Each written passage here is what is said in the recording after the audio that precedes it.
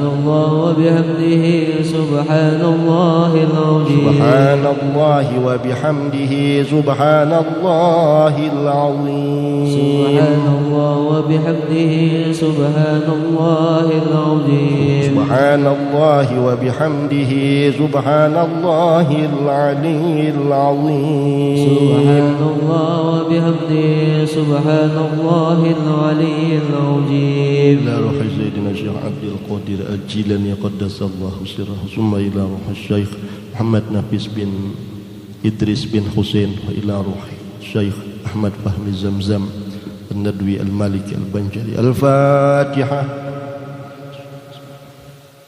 صراط الذين أنعمت آمين بسم الله الرحمن الرحيم الحمد لله رب العالمين اللهم صل وسلم وبارك على سيدنا محمد الأمين وعلى آله وصحبه إلى يوم الدين اللهم أوصل أهدي وبلغ وتقبل ثواب ما قرأنا وما عملنا من أنواع الخيرات بفضلك إلى روح المصطفى سيدنا محمد صلى الله عليه وسلم وسائر الأنبياء والمرسلين وآل كل والصحابة والقرابة والتابعين وتابعيهم بإحسان ثم إلى أرواح الأربعة الأئمة المجتهدين ومقلديهم في الدين والعلماء العاملين والفقهاء والمحدثين والقراء والمفسرين والسادات الصوفية المحققين وتابعيهم بإحسان إلى يوم الدين ثم إلى أرواح كل ولي وولية لله من مشارق الأرض ومغاربها برها وحرها أينما كانوا وكان الكائن في علمك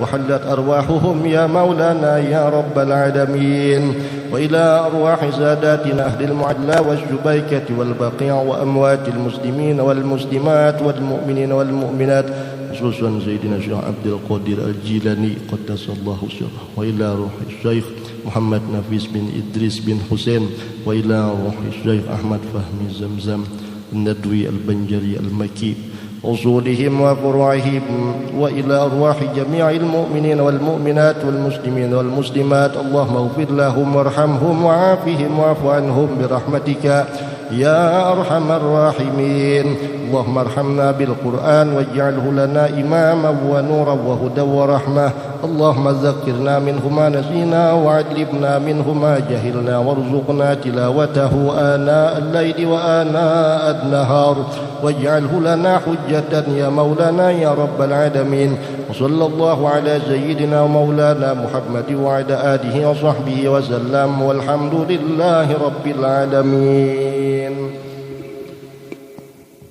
إن الله وملائكته يصلون على النبي يا أيها الذين آمنوا صلوا عليه وسلموا تسليما اللهم صل وسلم على سيدنا محمد صاحب البشرى صلاة تبشرنا بها وأهلنا وأولادنا